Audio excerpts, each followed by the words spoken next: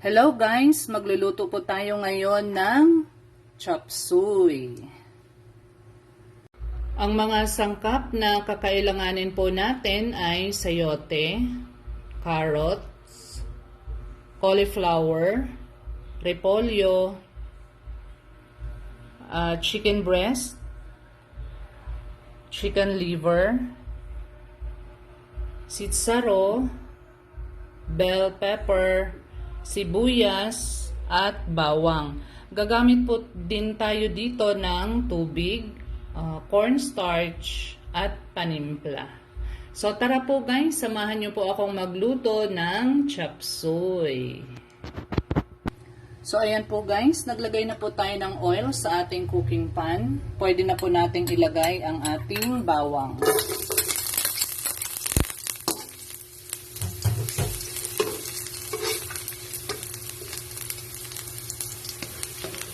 Isusunod na po natin ang ating sibuyas.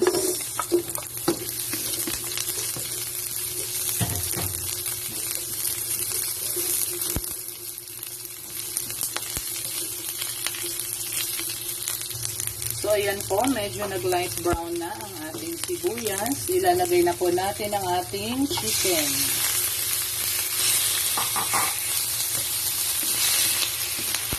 Siniwa ko lang siya ng maliliit. So, ihalo lang natin siya sa ating ingredients.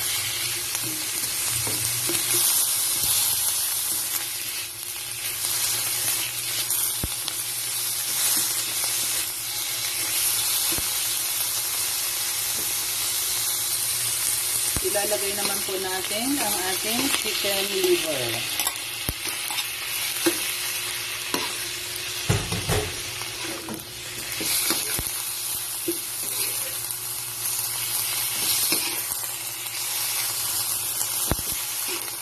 Ihalo lang po natin.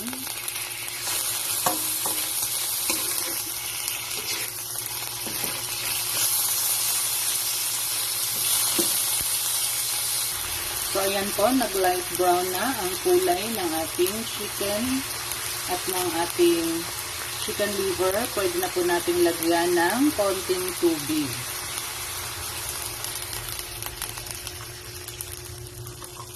Depende po sa inyo guys kung gusto nyo ng masabaw na chop suey, pwede nyo pong dagdagan ang water. So hayaan lamang po natin na kumulo at lumambot ang ating chicken. So ayan po guys, kumulo na. So pwede na nating ilagay ang ating gulay. So unahin natin yung carrot. Kasi medyo matigas siya. Medyo matagal siyang lumambot pala.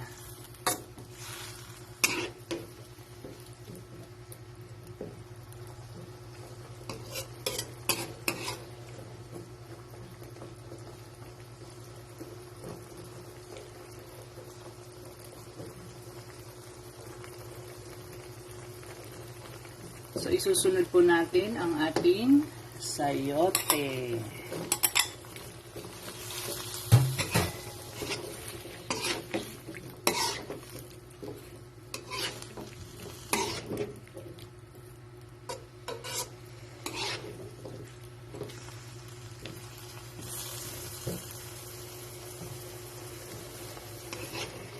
Isusunod na rin po natin ang ating cauliflower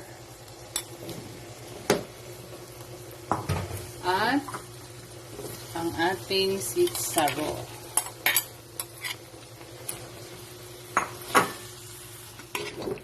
So pwede rin po kayong gumamit dito guys ng Baguio beans. Kung ano po ang available sa inyo. So ayan, halu-haluin lang natin. Napaka-colorful na ng ating chop suey.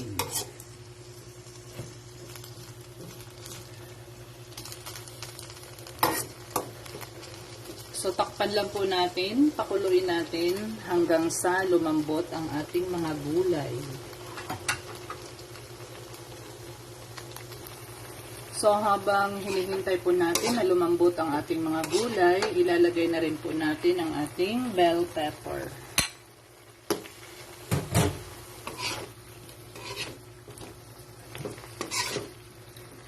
Ayan, so colorful.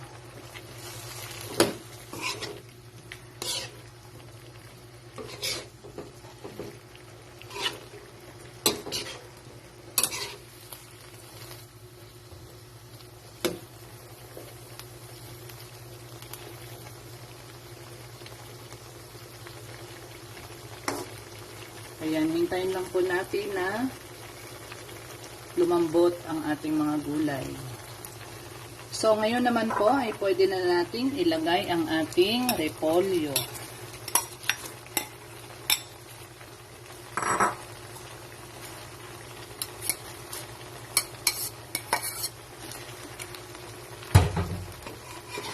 Ayan, haluin lang po natin.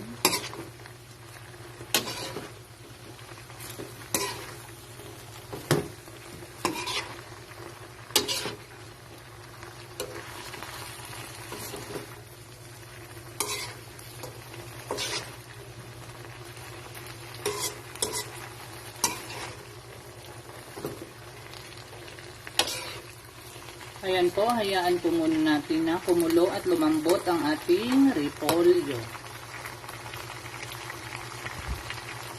Ayan, looks so yummy. So ayan po guys, malapit nang maluto ang ating chop suey. So lalagyan na natin ng cornstarch. No, pang palapot lang to, pero nasa sa inyo po. Depende sa inyo kung gusto nyo ng malapot or okay lang yung hindi malapot. Sa akin kasi okay lang na walang cornstarch. So ayan po guys. Malapot na siya. So ayan po ang ating chop suey.